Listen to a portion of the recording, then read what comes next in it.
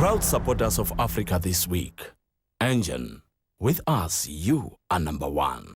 Hello and welcome to this edition of Africa This Week, your wrap of what happened across the continent. I'm Mashudu Masuta. Ghana's President John Atta Mills held high-level talks this week with South African President Jacob Zuma. President Mills was on a state visit to South Africa. The two leaders emphasized the need for greater economic cooperation between their two countries. As a government, our responsibility is to ensure that we provide an enabling environment. And at the same time, we are also encouraging Ghanaian businessmen to come to South Africa, team up with their brothers and sisters in South Africa, and see what they can do for themselves and also for their nations. We believe that Ghana and South Africa must be among countries in this continent that contribute to that perspective of entrenching democracy and the rule of law and the respect of human rights, but at the same time, develop the economy to make the people of these countries see the dividends of democracy. Following this week's developments in Libya, President Mills defended the role played by the African Union at the onset of the Libyan crisis. All of us would admit that these events took all of us by surprise. And indeed, the AU came out to study the situation and place emphasis on the need to take into consideration the humanitarian aspects. When we met in Malabo, we made that very clear. And before then, a delegation headed by my brother, President Zuma, had gone to Libya and studied the situation and made recommendations to us. The bottom line really was that it is for the Libyan people to decide what is in their best interest. And therefore, whilst calling for a ceasefire, we wanted the Libyan people to be given an opportunity to choose their own leader. The World Water Week event in Stockholm is the leading annual global meeting place for capacity building, partnership building and follow-up on the implementation of international processes in water and development. We spoke to Anna Kashal, a program manager at Stockholm International Water Institute, organizers of the World Water Week. Well, during this conference, during this week, the main topic was water and urbanization, or in an urbanized world. So this was the main topic of the conference, although there were several other topics being mentioned, namely transboundary waters, climate change and other issues. But let's say the focus this year was on climate urbanized world, and next year will be about food security. So there was already some talks, mainly at closed door, about also food security, so water and food security. Let's talk about these so-called transboundary waters, because when we look at the drought situation in East Africa, already we need to worry about where are the waters of the Nile. So many of these countries have access to the Nile waters. Should there be a drought in East Africa? Well, I think this is a good point, and we should connect definitely the region. If we think that Somalia is not part of the Nile Basin, but it's a neighbor of most of the countries that are part of the Nile Basin. So as you might know, until recently the Nile Basin was 10 countries, is now 11 with Southern Sudan, the Republic of South Sudan. So your question is good. I mean, why Somalia is facing such drought, or not the drought itself, but the famine, when we have so many countries with so much amount of water resources that could be used to produce food that could feed not only the region but also the continent or even other regions of the world. So the question is that if the water resources, the transboundary water resources, are being managed in the right way at this point in time.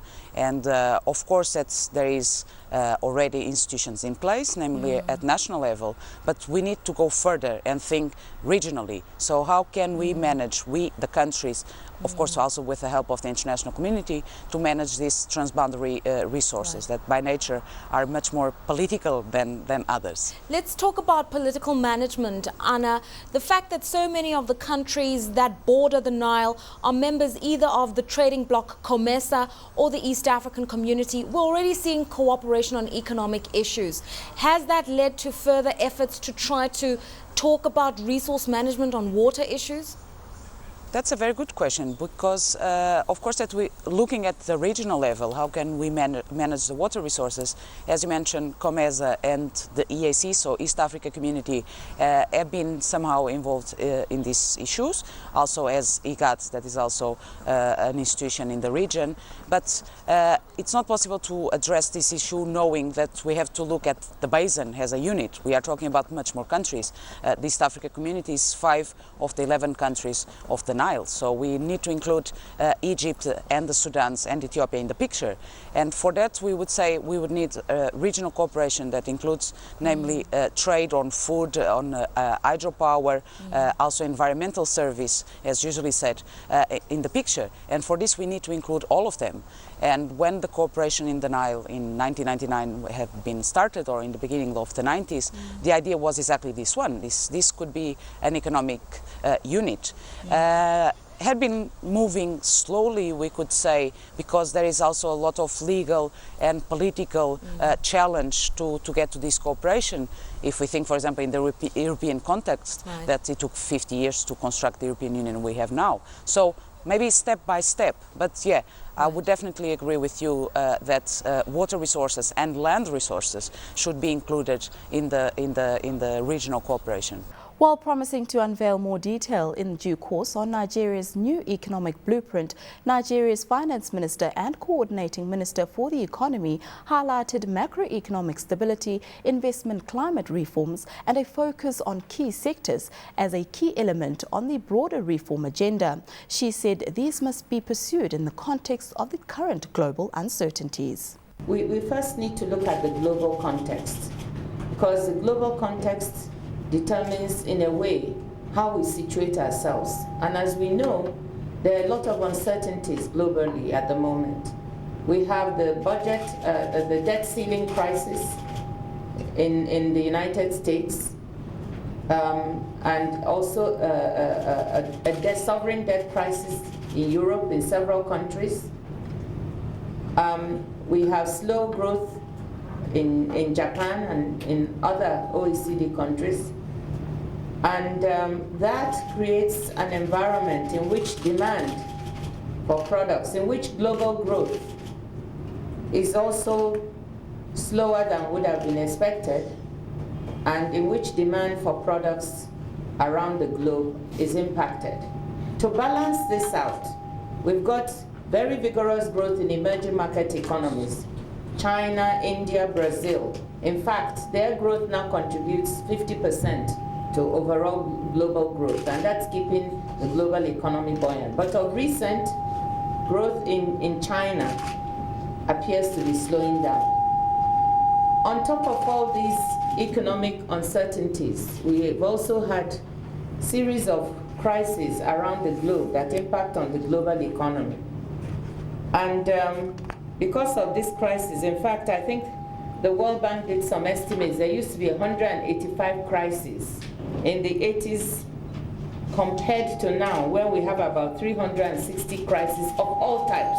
So when you wake up every day, you don't know what crisis is going to hit you and how it's going to impact on your country and economy.